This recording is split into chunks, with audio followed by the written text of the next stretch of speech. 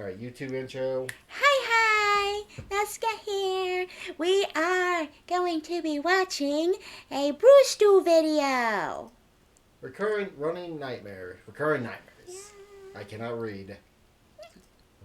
All right, reoccurring nightmares. Everybody's had them at some point in their life, right? I mean, we've all had those dreams where you're falling off a cliff, or all your teeth are falling out, or... Oh God, I hate those.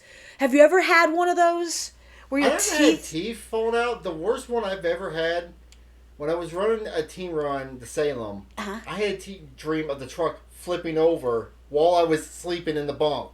Shit. Like, I woke up screaming. Oh, no. I've had the teeth falling out one to the point where I would literally be sticking my finger in my mouth to keep myself from... What? What was the one where you woke me up because you constantly woke up? The dream that kept... Wake into another dream? Yeah, the reoccurring dream. Oof. Alright. Dog the bounty hunters repossessing your car. Oh, that's who that was. We've all had them nightmares, right? Well, today I'd like to go over my top 3 reoccurring nightmares that apparently my stupid brain just can't get enough of. Number 3. Yep. Alright, now this first reoccurring nightmare I used to have all the time back when I worked at a shitty car dealership. And in this dream, I would be standing in the service aisle, right beside the tires, and I would do nothing for hours and hours on end. That was it. That was the entire dream. Now you might be sitting there like, well, how's that Is it like an anxious feeling dream, I'm guessing? Probably. Where you feel like you have to I've had dreams where I'm at work, but I have dreams that make no sense, if that makes sense. They're just wacky. Well, yeah, I guess a lot of dreams are like that. But that's kind of reminding me of dreams I've had with going to school again and being late for class. I've had that where I was late for work dreams. Yeah, that's why I hate the idea of work. Because I'm always so anxious. But my reoccurring is with school instead of actual work because I never worked too long. Alright. Something. fucking nightmare? What's so scary about that? Well, the scary part actually happened when I woke up, because that's when I realized that I had to go to work and stand in the service aisle, buy the fucking tires, and do absolutely nothing for hours and hours on end. Because that was the majority of my goddamn job. Now, if you don't think that's a nightmare, well, you obviously have never worked a dead-end job before in your life. I basically worked... Okay, his nightmare makes sense now. Because it's a never-ending... Because it's not the fact that he's dreaming it, it's his reality is in his dream now. So he can't just be happy and sleep. He has to work in his dream. His nightmares never end. 2 shifts back to back, one in dreamland and one in fucking reality land. Exactly. And I only got paid for one. What a crock of shit. I mean, I'll take the fucking dog the bounty hunter nightmare over that shit any day of the week. All right, double shift monotonous hell fucking nightmare. Check. On to the next one. Number 2. Now, as I've mentioned in my Dumb Dreams cartoon that I made like 4,000 years ago, when I was a kid, I used to have a reoccurring nightmare that Harry and Marv from the movie Home Alone would break into my house, and I'd have to fucking huck paint cans down my stairs to defend my... Out of any, like, have you ever had a movie kind of dream? No, now that I think about it, no, I don't even have anime dreams. Hey, someone... Wait, someone say. That isn't so bad. Doing nothing and getting paid is a life goal for most. Yeah. But if you're doing it in your sleep, too, and you're not getting paid, then it sucks. I have anime dreams. Like, lately, I've been having, like, One Piece dreams. I don't ever have movie dreams. I don't know why. I never do. I do. I tried to get my Sephiroth ones to work. myself. And for a while, that was the only reoccurring nightmare that I had as a kid. Well, all of that changed one day when I went to the Blockbuster Video, and I rented a little video game called Resident Evil 2 for the Sony PlayStation. Now, if you've never played Resident Evil 2, it's a game about zombies, and it's terrifying as hell. Well, imagine my naive 8-year-old ass playing this game for the first time, all by myself, late at night. You remember that fucking opening cutscene? Look at this shit. Look at these graphics back in 1998. I thought these were real fucking people on the screen. That shit was terrifying. Yep. That's true. That'll be our next gameplay. Resident Evil 2. We got the remake. No. You want to do that live? No. You can't make me. I don't play shooters. Oh, someone else commented. I don't play horror shooters. There are those dreams where you are still working at a job you hate, even if you aren't working there. Yeah, I have that issue with school. I had that issue with school dreams. Fuck school dreams. But, okay, I can relate to the Resident Evil dream, because I used to have zombie dreams that scared the shit out of me. Just zombie apocalypse going on in my dream. He also said, I also had Resident Evil 2 nightmares too. No. Yeah, and mine's not necessarily because of Resident Evil, it's just zombies in general. My mom hates zombies. Yeah, she ever tell you this story? About when she was a little kid, she watched the original Night of the Living Dead, the black and white. Uh-huh. And then she went camping, and it was fog outside. She saw the fence posts, and she thought they were zombies. And ever since then, if she sees anything zombie, she will have nightmares for a week afterward. Damn. For weeks. Damn.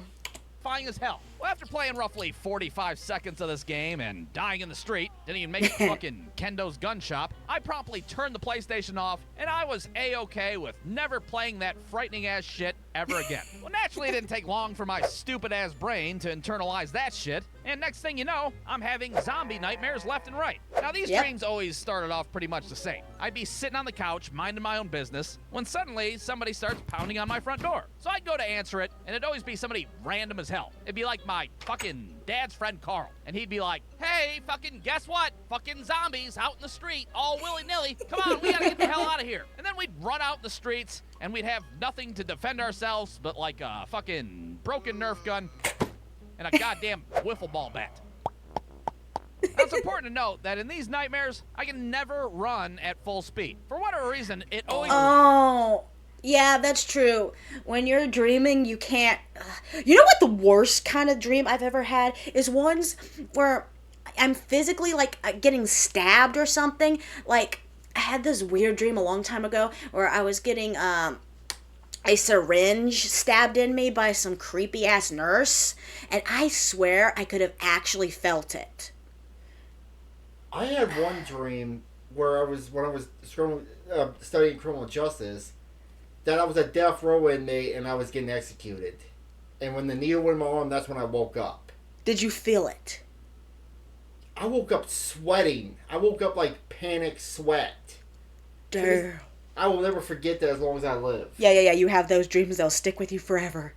This feels like I'm waist deep in like chocolate pudding or some shit. I can only move in slow motion. Meanwhile, the zombies are on fucking roller skates, flying at it at full speed and shit. Now, somehow, they would never catch up to my ass, but almost every single time, my dad's friend Carl would end up getting bitten by a zombie. But I'd never know it, because that piece of shit would always try to hide it from me in these fucking dreams. I'd look over, and his ass would suddenly be wearing, like, a long-sleeve turtleneck or some shit. What are you looking at? It's chilly outside, all right? What's the big deal? 10 minutes later, that shit would come back to bite me in the ass, literally. Ah, shit, I'm out of ammo. Carl, I need another bandolier. Carl? Guess what? Fucking, I'm a zombie now. Blah.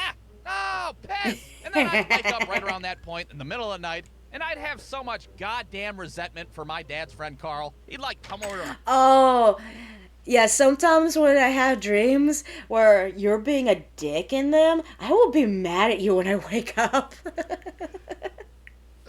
House the next day and be like, hey, it's me, Carl. Where's your dad at? And I'd be like, fuck off, Carl, you turtleneck wearing piece of shit. But hey, that's the way it goes. What can I say? All right, zombie apocalypse with my dad's friend nightmare. Check. What's next? Number 1. All right, now this last nightmare always takes place at Cedar Point. And if you've never been to Cedar Point before, well, it's a theme park in Ohio that has some of the biggest, most butthole-clenching roller coasters on the planet. And one of those roller coasters is the Millennium Force. Now, the first time I saw the Millennium Force as a kid, I thought it was the tallest goddamn thing in the entire world. And my little ass was not the biggest fan of heights back then, let me tell you. So needless to say, the first time I rode the Millennium Force, it traumatized my ass quite a bit. Well, you can bet your ass it didn't take long for my stupid brain to be like, hey, I wrote a script for this new dream. It's called Get Stuck on Top of the Millennium Force Dream. Oh, damn. So is it that he's afraid of the... car getting stuck on the top? I know, but is it the roller coaster or is it the heights? Probably both. Yeah, because recently I had a dream of being... going up into a tall hotel room through an elevator. Like, it was like crazy tall. And when you're in the top floor, I actually felt like the whole building was like tilting, and oh, it was just creepy. It was very creepy. I actually felt disoriented in my dream. Ooh. Does that sound like fun? Yeah, that's right. In this reoccurring nightmare, I get stuck at the very tippity top of the Millennium Force. Now, I've had this dream hundreds of times, to say the least. And sure, it's not always exactly the same. Sometimes the Millennium Force will be made out of popsicle sticks, and it's flimsy as hell. Sometimes the Millennium Force is so high up, it's basically in the fucking stratosphere. Hell, sometimes it's not even the Millennium Force at all. Instead, it'll be some, like, new bullshit ride that my stupid-ass brain came up with. Hey, you guys want to ride the Holy High Five? What's the Holy High Five? Oh, it's a roller coaster that's so high up. You can high-five God. Oh, piss!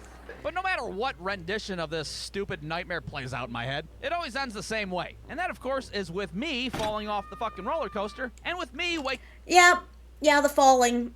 Definitely the falling aspect. Oh. It's not roller coasters for me. Another one I have is I have a unnatural fear of movie theaters. Screens, specifically. Like, I hate getting really close to a movie theater screen because I would used to have dreams where I would fall into the screen. What was it? When last year on my birthday, we went to that museum down in Hutchinson, the Space Museum. Oh, and the whale movie with that giant dome-ass screen and the seats very close. I was clinging to the arm of the seat the whole fucking time. You were clawing into my arm the whole fucking time. What are you talking about? It was creepy! waking up in bed abruptly, oh, piss, with the feeling of my asshole up in my own throat. Now, thankfully, it's just a dream, it's not real, and there's nothing to be afraid of. That is, until, 10 years later as an adult, I actually did get stuck on the fucking Millennium Force. Yeah, what a rootin' tootin' time that is. Having a reoccurring nightmare all of a sudden become reality. There we are, me and my wife, living our best lives, suspended hundreds of feet in the air, stuck on the fucking Millennium Force. And hey, guess what? I already did a cartoon of that story like fucking 10 years. Yeah, we saw that. But have you ever been stuck on a ride?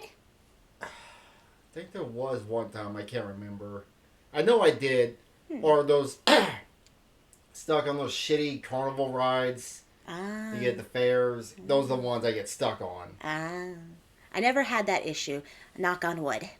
Years ago. So if you want to know that whole story, go check out that cartoon. Or don't. I'm not your dad. I can't tell you what to do. But those are my personal top 3 reoccurring nightmares. And if you don't think they're very scary, well, that's fine. But you better hope that one of your stupid-ass nightmares doesn't come true. Because it sucks ass, let me tell you. Oh, wow, what a fucking weird nightmare. Hey, you! It's me, Dog the Bounty Hunter. I'm repossessing your Honda Accord, you fucking piece of shit. Brewstewfilms. Yay. So that was recurring nightmares. Yay. Woof. What do you have next planned for us? Thank you. Bye. What's in the shed? The 13 o'clock news. I think that's just a doody-doo. Alright, we'll just watch it. I don't think that's a thing. Thank you for Alright.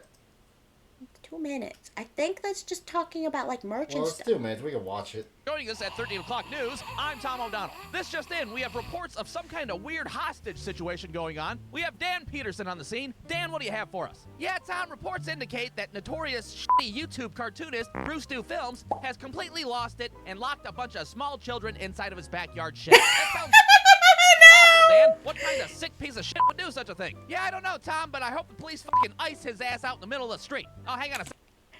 He's trying to recruit for Space King. Got stuck on the Pirates Pirates of the Caribbean ride. at Disney twice in one day. Damn. No. I just now remembered this. You just brought back a nightmare I had, or a recurring trauma. Oh. Me and my mom went to Disney World back when I was like 15. Uh-huh. We got stuck on the It's a Small World ride. We got stuck on It's a Small World after all. I had to listen to that for an hour. Oh my god, you just brought that memory back I tried to repress.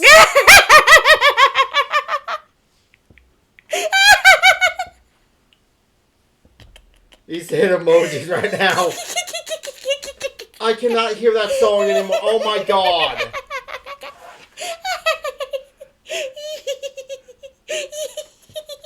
Oh. You would be laughing if you got stuck on that. It's a small I will world throw shit. after all. It's a small world It's small world after playing in all. your dreams now. It's a small world after all. It's a small, We'll throw small a cat at you. Come here. Alright, let's go. Let's finish this 2-minute video. Okay, little kids, sorry. It's like I'm getting something. Okay. Apparently, it's not a bunch of small children locked in the shed. It's a bunch of small, squishy Brewstew plush toys instead. Oh. Told you. That's great, Dan. So you're telling me this is nothing but a fucking commercial? Yeah, it looks a lot Told like you. it, Tom. But what can I say? The guy's got to make a living. He can't just sit around on his ass all day and collect a paycheck like some people that I know. Well, Dan, since all of a sudden we're doing a story about a college dropout selling stuffed animals out of a shed, you might as well tell us what they're all about. Well, Tom, they're super soft and squishy, and it's a great way to squeeze the shit out of a child without getting a first-degree felony. Dan, No, the best way to squeeze a child is in your armor and an iron mace. God. I wish I had plushies. You think I would look good as a plushie? Probably. Then they have to Points get are the jars. indicating that there's somewhere between 400 to 500 available. What? Boy, that sure seems like way too Jars. many plush toys to keep in a Jars. shed. Yeah, rumor has it he A crammed them all plushie? in there just so he could Yeah. use his shed as a... You don't know that people stick plushies in cum jars? How? I don't know, and I don't There's want not a jar big enough for a plushie to fit in. Are you talking about like maybe a keychain plush? It'd make more sense to do it Don't- with a figure. Don't ask. Just No. I'll smack you. continue. The tax write-off. Oh, well, that sounds like none of your fucking business, Dan.